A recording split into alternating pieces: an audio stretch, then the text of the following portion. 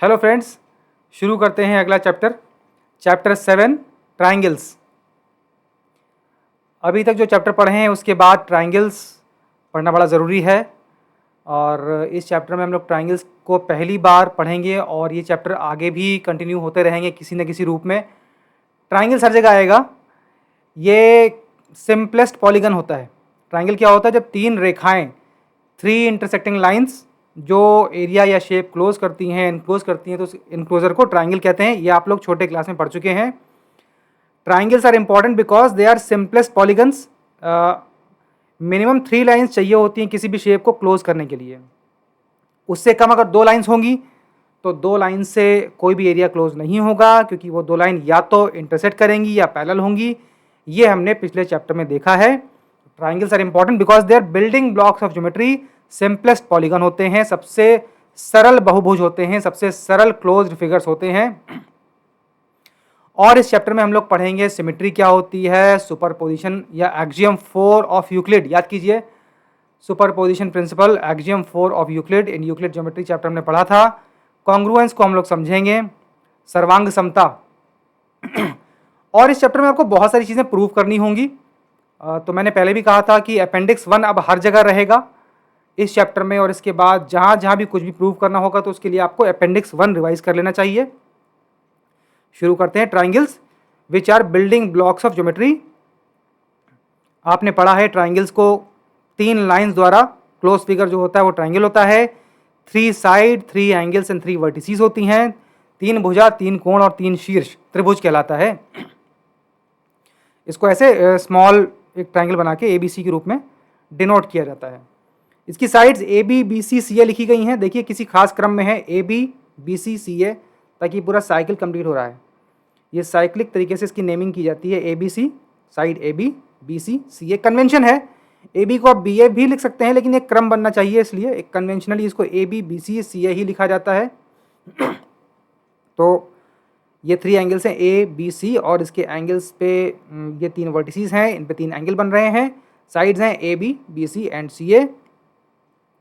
पिछली क्लासेस में आपने कई सारे इसकी प्रॉपर्टीज़ वेरीफाई की हैं, और इस क्लास में हम लोग एक नई चीज़ समझेंगे, कॉन्ग्रुएंस ऑफ ट्राइंगल्स, सर्वांग समता। सर्वांग समता मतलब हिंदी में कहते हैं इसको, सर्वांग समता कहते हैं। इसका मतलब क्या हुआ? सर्व अंग सम, सभी अंग समान। जब दो ट्राइंगल्स के सारे ही एलिमेंट्स या ऑर्गन्स इक्वल हो जाते हैं, वो ट्राइंगल्स पूरी तरह साइज और शेप में इक्वल होते हैं, तो equality of size and shape is called congruence. फिर वो दो ट्राइंगल आइडेंटिकल होते हैं, पूरी तरह से एक दूसरे को ढक सकते हैं, सुपर इम्पोज कर सकते हैं और कंप्लीटली ओवरलैप करते हैं। जैसे एग्जाम्पल दिया है कि 2 copies of your photographs of same size are identical. Similarly 2 bangles of same size, 2 ATM cards, ये सब चीज़ें आइडेंटिकल शेप की होती हैं। साइज और शेप दोनों की समानता, आकार और आकृति जब बराबर हो जाता है तो दो फिगर्स कॉन्ग्रुएंट कहे जाते हैं। Congruent means equal in all respects of figures whose shapes and size are both the same।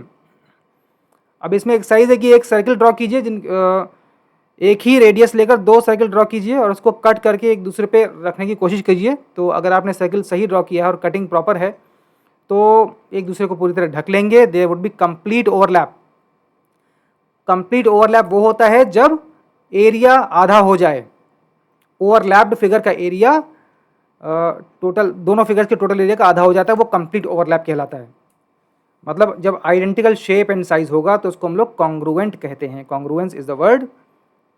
Congruence adjective हो गया, कॉन्ग्रुएंट हो गया नाउन,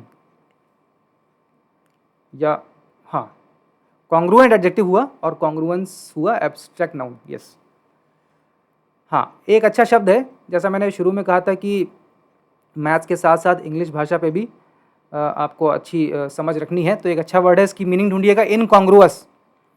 हिंदी माध्यम वाले बच्चे ध्यान दें। देखिए शब्दों की संरचना यूं ही नहीं होती है, एक शब्द से कई शब्द जुड़े होते हैं, तो इस वर्ड का मीनिंग आप ढूंढिएगा। ये इस चैप्टर के लिए रेलेवेंट है और आपकी इंग्लिश वोकैबुलरी को भी स्ट्रेंथन करेगा। आगे आते हैं। अगर आप 2 स्क्वायर बनाएं जिनकी साइड लेंथ सेम हो तो वो कॉन्ग्रुएंट हो जाएंगे, एक दूसरे को पूरी तरह ढक लेंगे। इसी तरह एक अगर 2 आप इक्विलैटरल ट्राइंगल बना लें तो वो भी कॉन्ग्रुएंट हो जाएंगे। अब हमें इसको पढ़ना क्यों है? कॉन्ग्रुएंस की स्टडी क्यों करना है? You may wonder why we are studying congruence. ये हमें इसलिए पढ़ना है क्योंकि हमारी लाइफ में चारों तरफ जितनी भी वस्तुएं हैं उनमें से 99% से ज़्यादा शायद मशीन मेड चीज़ें हैं, और लगभग सभी मशीन मेड वस्तुएं कॉन्ग्रुएंट ऑब्जेक्ट्स और कॉन्ग्रुएंट साइज एंड शेप का एग्जाम्पल होती हैं। मशीनों में चीज़ें सांचे से बनाई जाती हैं, मोल्ड्स एंड कास्ट। जैसे आइस क्यूब्स होते हैं, उनकी अगर आप आइस ट्रे के डिप्रेशंस देखें तो वो कॉन्ग्रुएंट होते हैं, वो उसकी डायमेंशन बराबर होती है, तभी उससे आइडेंटिकल शेप के आइस क्यूब्स निकल के आते हैं। जितने भी मशीन मेड ऑब्जेक्ट्स हैं वो सभी किसी न किसी सांचे से या मोल्ड से या कास्टिंग से बनाए गए हैं, और एक ही प्रकार के objects identical shape and size के होते हैं, तो वो कॉन्ग्रुएंस दर्शाते हैं। वही लिखा है कि अगर आपको रिफ़िल भरनी है, किसी पेन में लगानी है, तो वो उस शेप की होगी तभी फिट बैठेगी। यहाँ पे अगर रिफ़िल कॉन्ग्रुएंट है तभी वो एक दूसरे को रिप्लेस कर पाएंगी, अदरवाइज नहीं। If two refills are identical the new refill fits in. You can find numerous examples where congruence or objects is applied in daily life situations. Machine made objects ज़्यादातर congruent होते हैं। Can you think of some more examples? आप कोई भी चीज़ उठा लें, एक ही जैसे पेन, एक ही जैसी घड़ियाँ, एक ही जैसी टेबल्स। क्योंकि मशीन द्वारा कभी कोई एक चीज़ तो बनाई नहीं जाती, बल्क कंजम्पशन है, सभी को आवश्यकताएं होती हैं, इसलिए आइडेंटिकल साइज़ एंड शेप की चीज़ें बनती हैं। आप ध्यान दें, आर्किटेक्चर में किसी बिल्डिंग का अगर लेआउट देखें तो उसके कमरे, उनका डिज़ाइन भी कई बार आइडेंटिकल होता है, एक ही जैसे कमरे। या होटल में जाएं तो जो कमरे एक ही प्राइस रेंज के होते हैं वो ऑलमोस्ट कॉन्ग्रुएंट आप कह सकते हैं। फिगर 7.3 में देखा कि 4 स्क्वायर्स हैं, तो कौन से कॉन्ग्रुएंट नहीं है? फर्स्ट से पहला वाला स्क्वायर है, तो आप देखिए विजुअली आप देख सकते हैं कि दूसरा और तीसरा नहीं है, चौथा और पहला कॉन्ग्रुएंट नज़र आ रहे हैं। आप स्केल से मेज़र भी करके देख सकते हैं, ये एक दूसरे को ढक लेंगे। अब नेचुरल चीज़ें कॉन्ग्रुएंट होती हैं कि नहीं? मशीन मेड चीज़ें कॉन्ग्रुएंट तो होती हैं, नेचुरल चीज़ें नहीं होती हैं। फॉर एग्जांपल, अगर आप 2 एप्पल लेके देखें, 2 मैंगोज़ या कोई भी 2 फ्रूट्स लेके देखें, तो कितने भी वो सिमिलर दिखें, अगर आप उसको माइन्यूटली ऑब्जर्व करेंगे या वर्नियर कैलिपर से उसको नापेंगे या स्क्रू गेज से, तो कहीं ना कहीं डिफरेंस आएगा। यही खूबसूरती है नेचर की कि वो कोई भी 2 चीज़ें एक जैसी नहीं बनाता। तो नेचुरल ऑब्जेक्ट्स का बाहरी शेप तो कॉन्ग्रुएंट नहीं होता है, लेकिन हाँ मॉलिक्यूलर या एटॉमिक लेवल पे कॉन्ग्रुएंट होता है, क्योंकि एलिमेंट्स तो वही हैं, कार्बन, हाइड्रोजन, ऑक्सीजन, और उनके बॉन्ड्स की लेंथ बराबर होती है। ये सब आप अभी केमिस्ट्री में पढ़ेंगे। तो हाँ, नेचुरल चीज़ें आउटर शेप तो उनका कॉन्ग्रुएंट नहीं होता, लेकिन डीप इनसाइड मॉलिक्यूलर या एटॉमिक लेवल पे ये कॉन्ग्रुएंट होती हैं। और मशीन मेड ऑब्जेक्ट्स तो सारे ही कॉन्ग्रुएंट होंगे, तो इसके एग्जाम्पल आपको बहुत सारे मिल जाएंगे। तो एसेंशियली कॉन्ग्रुएंस क्या है? Identical size and shape and complete overlap को हम कहेंगे कॉन्ग्रुएंस या कॉन्ग्रुएंट। और हम ट्राइंगल्स की कॉन्ग्रुएंस प्रॉपर्टी को पढ़ेंगे, कॉन्ग्रुएंस वाली प्रॉपर्टी को ट्राइंगल्स के केस में पढ़ा जाएगा। अब इसमें जो चित्र बना है 7.4, कई सारे ट्राइंगल्स हैं। Which of the triangles are congruent to triangle ABC? अब देखिए, जिनकी साइड एग्जैक्टली बराबर हो जाए, जैसे 4, 5, 4.5, तो यही साइड का कॉम्बिनेशन जिनका होगा वो कॉन्ग्रुएंट हो जाएंगे। ये तीसरा वाला 5, 5, 5 ये वाला नहीं बैठेगा। इन्हें एक्टिविटी के लिए बताया गया है कि आप इसको कट आउट करके देखें तो कौन सा इसमें है कौन सा नहीं है, ये आपको निकल के आ जाएगा। अब इसमें एक सिंबल होता है, if PQR is congruent to triangle ABC then we write PQR congruent ABC। ये इस तरह का प्रतीक होता है, इक्वल के साइन के ऊपर एक टिल्डा बनाया जाता है, ये सिंबल होता है कॉन्ग्रुएंस का। Notice that when PQR is congruent to ABC then sides of PQR fall on corresponding equal sides of ABC and so is the case for the angles। अगर 2 ट्राइंगल्स कॉन्ग्रुएंट हैं तो उसकी equal sides एक दूसरे के ऊपर पूरी तरह बैठ जाएंगी, फॉल, सुपरपोजिशन। ध्यान दें, एक्सियम 4 कहता है यूक्लिड का कि if 2 objects superimpose on each other then they are equal. तो वो एक्सियम है, उसको प्रूव तो करना नहीं है, यूँ ही मानना है। तो वही साइड्स बराबर हो जाएंगी, फिर वही करस्पॉन्डिंग एंगल बराबर हो जाएंगे, और इसको हम लोग कहते हैं करस्पॉन्डेंस की भाषा में 1-1 करस्पॉन्डेंस। P A पे आ जाएगा, Q B पे आ जाएगा, R C पे आ जाएगा। तो PQR corresponding to ABC vertices हो जाएंगे, उसी क्रम में लिखा जाएगा। यहाँ पे क्रम इंपॉर्टेंट है, करस्पॉन्डेंस के लिए प्रॉपर ऑर्डर में लिखना ज़रूरी है। आप यहाँ पे P Q R congruent A B C लिखेंगे, इस ऑर्डर को आप छेड़ नहीं सकते। पी क्यू आर को आप आर क्यू पी नहीं लिख सकते, ट्राइंगल वही रहेगा लेकिन ऑर्डर चेंज करने से कॉन्ग्रुएंस नहीं बैठेगी। It will not be correct to write Q R P congruous to A B सी।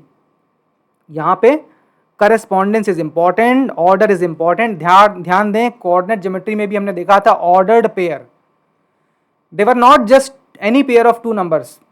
अगर कोऑर्डिनेट 2.2,3 है और वो एक पॉइंट को दर्शाता है तो कोऑर्डिनेट 3,2 किसी दूसरे पॉइंट को दर्शाएगा। 2,3 को अगर पलटोगे तो वही पॉइंट नहीं मिलेगा। ऑर्डर वहाँ भी इंपॉर्टेंट था, उसी प्रकार ऑर्डर यहाँ भी इंपॉर्टेंट है। और ये कॉमन मिस्टेक होती है कॉन्ग्रुएंस वाले चैप्टर में। कई बार स्टूडेंट्स इस ऑर्डर को गलत लिख देते हैं। तो जिस क्रम में जो चीज़ें आएंगी, P will correspond to apex A, Q will correspond to vertices B and R will correspond to vertex C। तो वर्टिसेस की जो करस्पॉन्डेंस है उसको किसी ऑर्डर में लिखा जाता है ताकि कोई कन्फ्यूज़न ना रहे। ये एक कन्वेंशन है और इसमें किसी भी तरह की आप चेंज ना करें, इसको समझें। In case of correspondence order is important. आगे लिखा है, हाँ, it is necessary to write the correspondence of vertices correctly for writing of congruence of triangle in symbolic form. सही क्रम में लिखना बहुत ज़रूरी है। और जब दो ट्राइंगल कॉन्ग्रुएंट हो जाते हैं तो उसके करस्पॉन्डिंग पार्ट्स इक्वल होते हैं। इसको हम CPCT लिखते हैं, CPCT। Note that in congruent triangles corresponding parts are equal and we write in short CPCT, corresponding parts of congruent triangles। अब आता है कि क्राइटेरिया कैसे निकाला जाए, दो ट्राइंगल कॉन्ग्रुएंट होंगे, इसको कैसे समझा जाए। देखिए, एक ट्राइंगल में 3 साइड और 3 एंगल होता है, तो क्राइटेरिया कैसे निकाला जाए, what should be the minimum information required.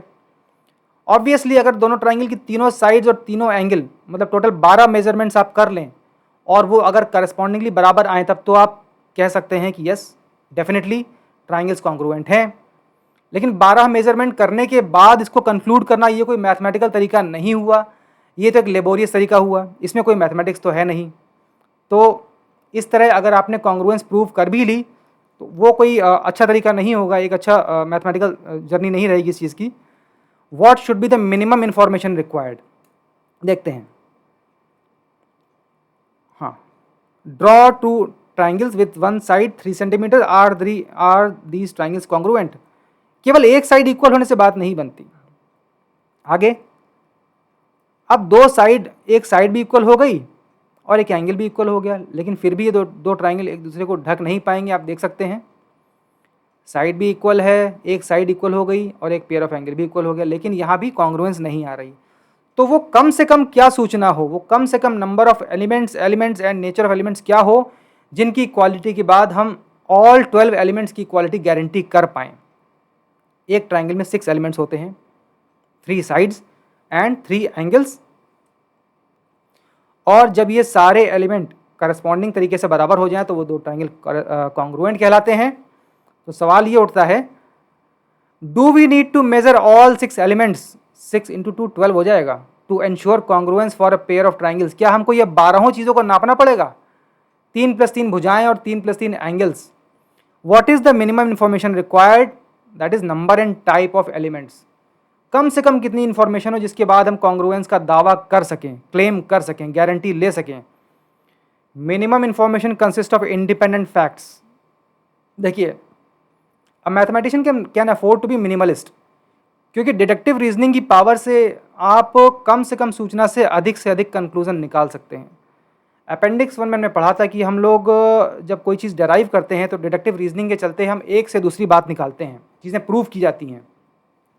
तो वही है, एक पिक्चर में डायलॉग था ना, डोंट बी ए मिनिमम गाई। तो मैथ्स में उसका उल्टा चलता है, try to be a minimalist. कम से कम इन्फॉर्मेशन लेके आप अधिक से अधिक कंक्लूजन डराइव करते हैं या डिड्यूस करते हैं या प्रूव करते हैं। और वो कम से कम जो मिनिमम इन्फॉर्मेशन होती है वो सेट ऑफ इंडिपेंडेंट फैक्ट्स होता है। इंडिपेंडेंट अर्थात अगर 3 सूचनाएं हैं आपके पास, 3 इन्फॉर्मेशन है, तो कोई भी एक दूसरे से डराइव ना हो रही हो, in that case they will not be independent. इसको आगे देखते हैं। So equality of one pair of sides or one pair of angles is not sufficient to give us congruent triangles. अब डेटा सफिशिएंसी की बात हो रही है यहाँ पे, कितनी कम से कम इंफॉर्मेशन हो जो सफिशिएंट हो कॉन्ग्रुएंस प्रूव करने के लिए। Do you observe that equality of to sides and included angle is enough for congruence of triangles? Yes it is enough. Data sufficiency, आप ऐसे दो ट्राइंगल बनाएं जिनकी दो करस्पॉन्डिंग साइड्स बराबर हैं और इंक्लूडेड एंगल, ध्यान दें ये टर्म बहुत बार आएगा, इंक्लूडेड एंगल। कोई भी दो साइड्स अगर बराबर हैं, पेयर ऑफ साइड्स, तो उसके बीच का जो एंगल बनता है, जो उनका इंटरसेक्टिंग एंगल, जो न्यून कोण होता है, एक्यूट एंगल ट्राइंगल के अंदर वाला, वो अगर बराबर हो गया तो वो इंक्लूडेड एंगल कहलाता है। इस दशा में ये दोनों ट्राइंगल कॉन्ग्रुएंट हो जाते हैं और this is the first criteria for congruence of triangle. इसको एक्जियम के रूप में लिखा गया है। Axiom, a statement which is true but it can not be proved. वह कथन जो सत्य है किंतु इसको सिद्ध नहीं किया जा सकता। द स्टार्टिंग पॉइंट हमने देखा था अपेंडिक्स 1 वाले चैप्टर में। इस चैप्टर का बार बार आह्वान होगा कि मैथमेटिक्स में सब कुछ प्रूव हम नहीं कर सकते, not everything can be prove, we have to start somewhere. तो वो स्टार्टिंग पॉइंट्स होते हैं एक्जियम्स। इसी प्रकार ये एक एक्जियम है, two triangles are congruent if two sides and the included angle of one triangle are equal to the two sides and the included angle of the other triangle. This result cannot be proved with help of previously known results, so it is accepted as true as an axiom. See Appendix 1. Appendix 1 आप लोगों को बार बार revise करना होगा। हर chapter के पहले अगर आप revise करेंगे तो आपकी समझ और अच्छी होगी। तो पहला क्राइटेरिया हुआ कि हमको ये 12 मेजरमेंट नहीं करने हैं, केवल SAS साइड एंगल साइड देख लें। साइड, उसके बीच में एंगल A लिखा है, फिर साइड, मतलब A ये इंक्लूडेड एंगल हो गया। दो साइड बराबर हो जाए, दो पेयर ऑफ साइड, और बीच का एंगल अगर बराबर हो गया तो आपको बाकी चीजें नापने की जरूरत नहीं है, automatically it will fall in, automatically these triangles will be congruent. ये एक्जियम है, इसको एज इट इज मेमोराइज कर लें। SAS कॉन्ग्रुएंस रूल, इसको बार बार यूज किया जाएगा। इसकी बाद की एक्सरसाइज में SAS का ही यूज होगा। फिर एग्जाम्पल है फिगर 7.8, OA बराबर OB दिया हुआ है। जब दो साइड बराबर होती है उसमें एक डैश लगा दिया जाता है, ये कन्वेंशन है। OB और OA बराबर है, ये एक स्ट्रेट लाइन है AOB, एक सिंगल छोटा छोटा डैश लगा हुआ है OA, और इसी तरह OD और OC बराबर है, ये भी दिया हुआ है, यहाँ पे डबल डैश लगा हुआ है। OA OB बराबर है, OD OC बराबर है। Show that part 1 triangle AOD नीचे वाला triangle is congruent to BOC ऊपर वाला, ये दोनों ट्राइंगल कॉन्ग्रुएंट है, पहले ये प्रूव कीजिए। फिर प्रूव कीजिए line BC is parallel to AD। अब यहाँ पे SAS कॉन्ग्रुएंस रूल का हम एप्लीकेशन करेंगे। देखिए कैसे, इन दो ट्राइंगल को अगर आप देखें तो साइड OB और OA बराबर दिया हुआ है, ये तो गिवन है। साइड OC और OD भी गिवन है बराबर।